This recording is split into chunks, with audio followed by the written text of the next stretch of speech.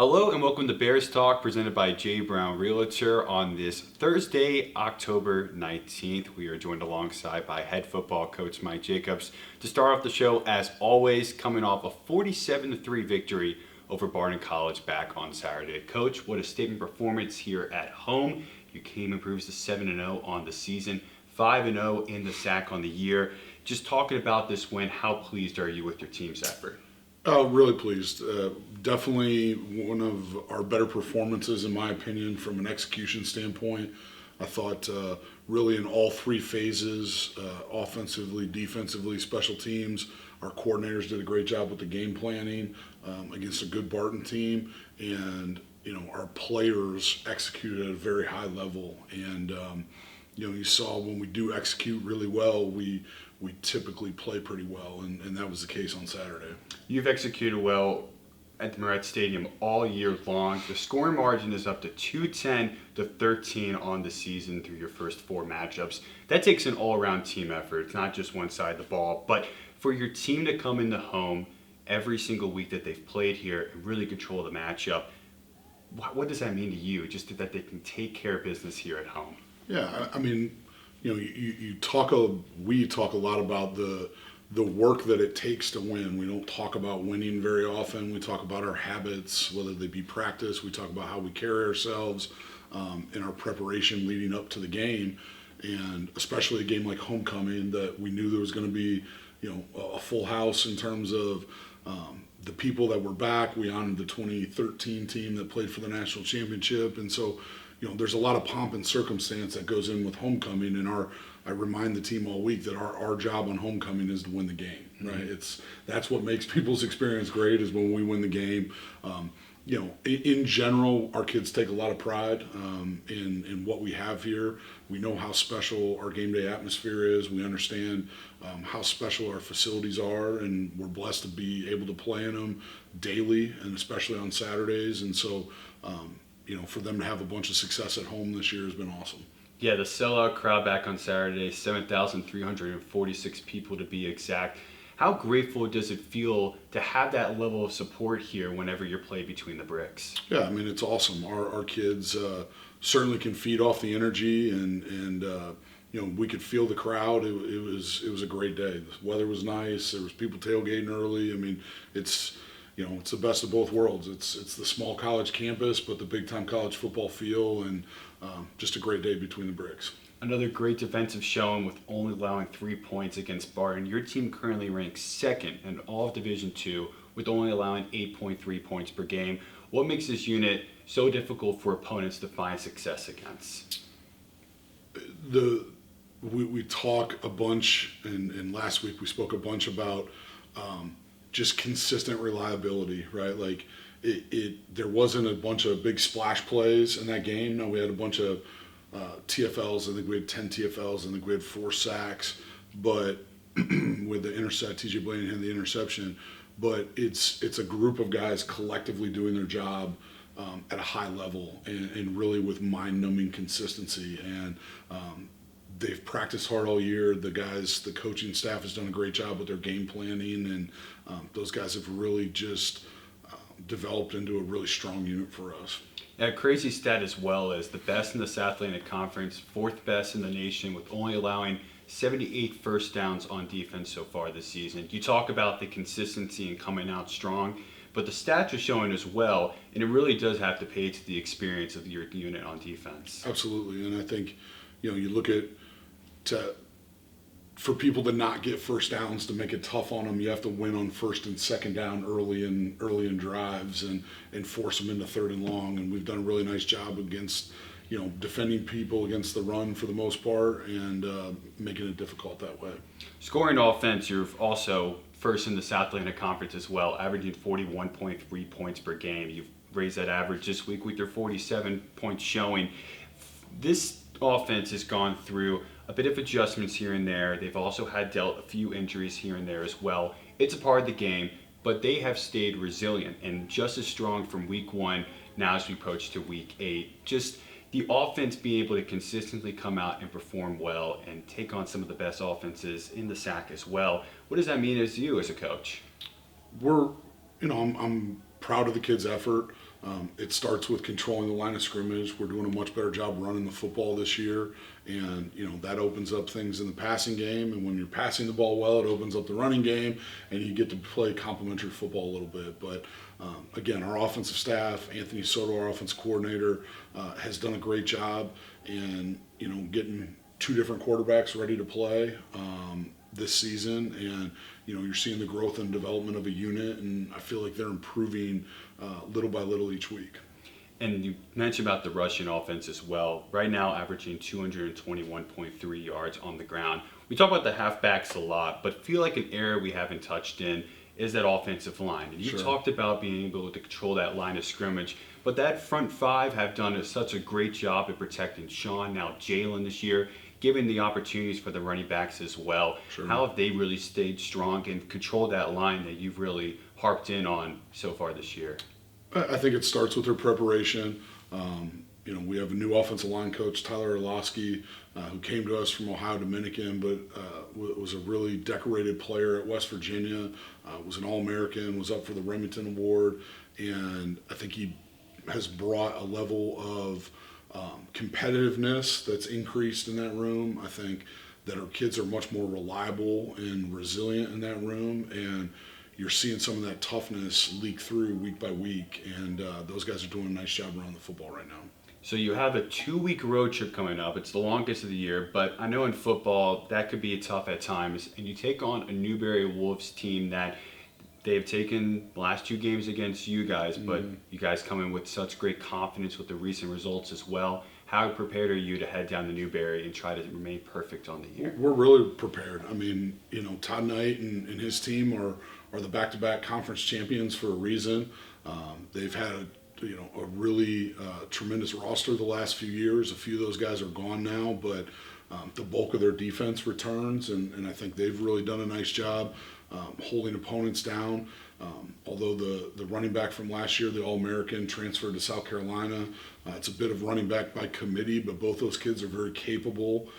They have explosive wide receivers as well as return guys. Again, it's the South Atlantic Conference, so every week's going to be a war, and we know that. And we play for the Bishop's Trophy between the two schools, and just an opportunity to go out and put it on the line one more time this weekend. And quickly, on Monday, you found out your program's back in the top 10. Just quick thoughts about how great it is to be a part of such an elite group. Sure. Again, for the kids, for recruiting, that's awesome. What matters most is our preparation for the next week, and the fact that really the playoff rankings and that kind of stuff are what really matters at the end. But it's good to see our kids. They've worked really hard, and to have the recognition that people nationally are recognizing what we're doing is a big deal. Awesome, Coach. Thank you so much. As the Bears will take on Newberry, 4 p.m. on Saturday. You can check that out on Flow Sports as well as WHKY. Hello and welcome back to Bears Talk, presented by J. Brown Realtors. We are now joined alongside by 2 members of the Lenoir-Rhyne cross country team, Jacob Parkinson and Liz Kessler. Thank you both for joining us here today. How excited are you for the men's and women's cross country championships to be right in your backyard? We'll start with you, Jacob. Really exciting. Yeah, obviously this is my 3rd year here now, so it'll be my 3rd conference championship cross country, and to have it here at Southside Park will be really nice. Obviously get the whole track team down and everyone supporting, so yeah, I'm really looking forward to it. What about for you, Liz? How cool is it? It's awesome, especially my senior year. I didn't think this would happen, so I'm super excited to just be here locally. We know the park, so that's great too as well. And then, like Jacob said, just to have the team come by and everybody to be able to support us is awesome. What are the advantages of having the SAC championship here? Because sometimes you guys have had to go on the road to play in the SAC championship, but for it to be here, how big of an advantage is that for your team, Liz? Yeah, it's huge. I think just with cross country in general, it's a lot like you need to know the course, you want to know the course, you want to be comfortable with the course. Here, obviously, we're able to do workouts on the course. We know this course. We go there all the time. It's great. Traveling can be a lot. Your sleep schedule's off, your eating schedule's off, everything like that. And in racing, that stuff is really important. So being able to be home and doing your normal routine is just so much better. Do you concur, Jacob? Yeah, definitely. I mean, like Liz has said, we ran that course so many times in the last few years, so we know every sort of curve, every turn, every bit that's hard, every bit that's good, what works for us. We've had that trial and error on there plenty of times, which obviously other teams haven't had that experience on there. So it's definitely a huge advantage going into it.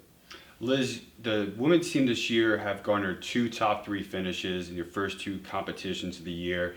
Collectively as a group, how prepared do you guys feel for this upcoming championship? Yeah, I'd say personally I feel really prepared, and I think the team would also agree with me too as well. Our workouts have been great. Our easy runs have been great. Like, just everything that we've been doing as a team has been so much better this year. I think we've just gained like a lot of support outside of it with our new coach, Coach Cam, and everybody else. So I think all of us would have that same reaction of like, this team just feels like a family again. So it's really exciting. Yeah, you mentioned you personally as well. You just recorded your best time on the 6K in the Royals Challenge. Building off that momentum, what are you looking to achieve this upcoming weekend? Yeah, so that's a lot. Like, I was really excited in how that finish went and how the race went in general. So this weekend, I'm just trying to push it even more, trying to keep PRing and just feel good during the race. I've been feeling really great on the workouts and stuff, so I'm excited to use what I've gained from the workouts into this next upcoming race. So, Jacob, for the men's team now, you've been able to get 2 top 4 finishes on the season as well. How does your team feel really going into Saturday? I think we feel very strong this year. We've always had strong individuals, but I feel like this year we have a really strong team with the people that we've brought in. Sort of from the front end of the group to the back end, no one's really safe in their positions, and there's sort of that rivalry within the training group which pushes everyone on to be better. But I definitely think that's the reason we've got them top 4 finishes this year, is that we've just got such a good team from front to back this year now. And for you, first race of the year, you were around that 26:38 mark, and you've been able to cut that time off by a minute. You've had a couple of top 10 finishes as well. After a really impressive showing down in Queens a few weeks ago, how do you look to try to build off of that success and go into this championship? That 26:30 was at the Southside Park where we're going to race again this weekend, and that was sort of a workout / race. So we'll do like the first half of it workout, second half race. But I felt like that really suited me, and it taught me how to race on that course. Obviously, we trained on there a lot of times, but it taught me how to race on there properly. And then going forwards, we just did sort of more actual race pace in the races and just trying to get the tactics right and stuff like that. So I feel definitely ready going into this conference race. We've not had a huge season in terms of races leading up to it, but I think that's probably more beneficial because we're fresher. We're not as burnt out as we maybe have been in the past going into these bigger races. And lastly, we talked about it a little bit at the beginning, how cool it is that it is here at home. But what do you guys want to both say to the LR fan base and Hickory community to come out and support you guys on Saturday? I mean, Southside Park, be there Saturday, 9 a.m. Yeah. I I would say the same thing. The men are competing at an 8K at 9 a.m. and the women going 10:15 a.m. with the 6K. You mentioned the Southside Park in Newton, North Carolina. We hope you guys are there for Saturday, October 21st, as the first SAC Championship is underway. Welcome back to Bears Talk, brought to you by J. Brown Realtor. We are now joined alongside by the head men's and women's golf coach here at Lenoir-Rhyne and Elliot Gealy. Coach, thank you so much for joining us. It's an exciting time for your men's program. You'll have the second consecutive year where you'll host your men's fall finale at the Lake Hickory Country Club. How excited are you to be heading back to Lake Hickory Country Club for this event? Yeah, it's always fun for my whole team to play. Number one, I have 13 guys and they all get a chance to compete. So it's nice to see all the hard work that they put in for the whole fall semester and let them go out and compete. We're looking forward to hosting 10 other teams and having a good finish to the fall semester, and hopefully you go out and compete and beat the golf course, and if that's good enough to win the golf tournament, that's the goal. Sam Mace has been on a roll recently for your men's team. He shot 6 under at both the Jay Jennison Cup and the Lander Invitational. What has the sophomore worked on this offseason to have him the start here in 2023 and 2024? Yeah, Sam's a competitive guy, and as are most of my top players, and equally down the line. So, he had a really rough first 2 rounds of his fall semester, shooting a couple rounds over par. He kind of got a little bit of that spirit inside of him, pushed him a little bit forward, and he's really turned it on. He's just got a really consistent game. He doesn't really have many weaknesses. Consistent ball striker, keeps the ball in play. Maybe we worked really hard on the pace control of his putts, and he's worked hard on that over the summer. And just it's really interesting how if you give away a few putts here and there, it can really put yourself in a bad situation as far as score. So he's done better at that. Really comfortable in his own his own game. And when you play against the top level that we play against nationally and regionally, you got to be comfortable with who you are and the kind of player you are. And he believes in himself, and it's showing. Another sophomore that's been able to make a good jump this year too has been Sean Finan, a runner-up in the first tournament of the year at the Lander Vault Invitational. He had some good moments throughout his first year here at LR, but what do you think has been the biggest improvement for him? Yeah, Sean and Sam both. I mean, you're talking about guys that played heavily as freshmen last year, and you're getting that second year. We're not having sophomore slumps. We're having sophomore increases in their games and their performances. So it's really nice as a coach to see the preparation and the hard work pay off for them. They're ready, they're prepared, and they do a good job every day on the golf course and in the classroom just to be just well-rounded, and they go and perform well at a high level. So we're really excited about both of those guys, and we're excited about all of our guys on the golf team. Switching over to the women's program now, they had their best finish of the fall a couple weeks ago at the Patsy Rendleman Invitational out in Salisbury, North Carolina. What has been your overall assessment so far of the women's team? Yeah, the women's team is kind of we have a very young crew, and we knew that we were going to have some ups and downs. I told the girls after the first event where we had a bad round, then a good round, then a bad round. I just said, listen, like, as far as when you're dealing with 3 freshmen, a sophomore, and a junior at that point in time playing, you're going to have those ups and downs. The thing is, all of our things are fixable. It's not something we can't fix. It just deals with experience and competitiveness and just getting used to those emotions that you go through on a day-to-day basis of playing college golf. The girls have responded. They've gotten better and better every week. They're getting more experience. We are relying on some young kids. Like I said, the freshmen are stepping up, which is awesome in the first semester. They've had, I think I've had 3 freshmen shoot 76 or better in tournaments so far. A couple rounds are on par already with multiple girls, so multiple times. So it's a lot of positives there. We competed against Anderson at the last tournament. We lost to them by 10 shots. They're a top 5 team in the country. And I told the girls, they made some mistakes in the last 9 holes that cost us the golf tournament, but those are learning experiences, and those are positives for them. So don't get down. Go back to work. Do the things you need to do better to make so you don't have that feeling inside your belly once you leave that golf tournament, knowing that you had a chance to win and you kind of let it go. So we're really excited about what's coming up, and we'll look forward to Florida. Yeah, you mentioned Florida right there, the Flagler Fall Slam, the final one for them. You mentioned the things that you want to see them work on. Is there something specific that you look into your golfers and you see that you want to see a big step up in? Yeah, I think it's more game management, course management, and putting. The girls, the first tournament, unfortunately, we had over 53 putts in the first tournament. And you just can't compete at a high level doing that sort of stuff. So what we talked about the next 3 weeks of practice was pace control, lag putting, inside of 5 feet putting, a lot of drills, a lot of games, competitive games. We should put them in situations where they get used to that pressure. They did better the next week, and Florida will test them again. The greens are challenging. They have a lot of slope. You'll deal with wind. The golf course has a lot of water. So we're just going to, Nay, my assistant's going to take him down there. We're going to be ready to go. We've had 2 weeks to really prep our bodies and our minds for that event. We played the golf course fairly well in the past. We'll just see how the young kids do first time looking at it, and hopefully we'll have a good week. And then the golf schedule is always so fascinating for me because you have your fall season and then you have your spring season as well. As a coach, how do you find that to be difficult at times, but also an opportunity for your team to grow with the off season during the middle of the season? The difficulty is they don't have any time to kind of get prepped and ready. They have to come to campus in August, ready to go, competitively sharp.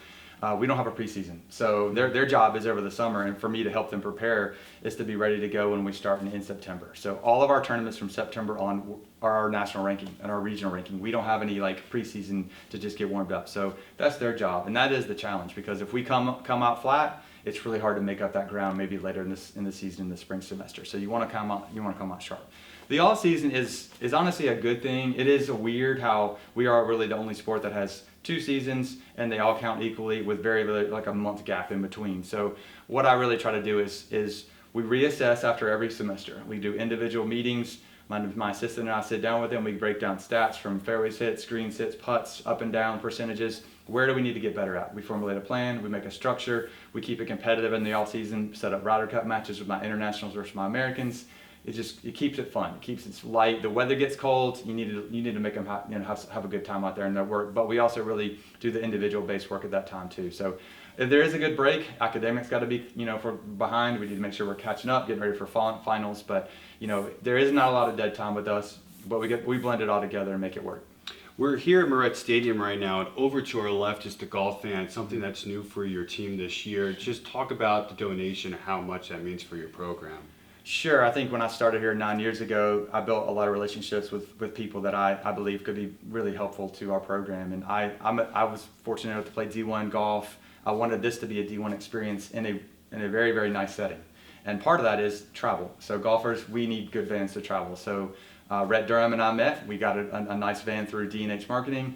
I had a nice donor, Ed Bird, do the same thing. Sat down with him last year. Ed and Polly Bird have been great with the golf program. They've been really nice. They host us at a tournament in the springtime in February down at Hilton Head in Bluffton, South Carolina, at their home. They treat us so nice, and we're really thankful for that donation. That van, I promise you, I've had more people come up to me and say, wow, that is an unbelievable van, and you guys are really blessed. And I said, we are very blessed, and we're thankful for the Bird family and for what they mean to the golf program, and my kids are very, very appreciative. We are very, very appreciative. And lastly, we started off the segment talking about that fall finale and Lake Hickory Country Club. The action begins on Monday, am I correct, at Lake Hickory Country Club? What do you want to tell the LR fan base and Hickory community to come out and support your men's team? Yeah, come on out. I know LR golf is weird. We travel all over the place, but this is the week where you can come and support our men. If you have any time in the afternoon on Monday, come on out. The weather's supposed to be nice and sunny, about 65 degrees. They'd love to have you cheer on the Bears, and hopefully we get a W. Awesome, Coach. Looking forward for the action out there. Thank you so much for joining us here in Bears Talk. Appreciate it.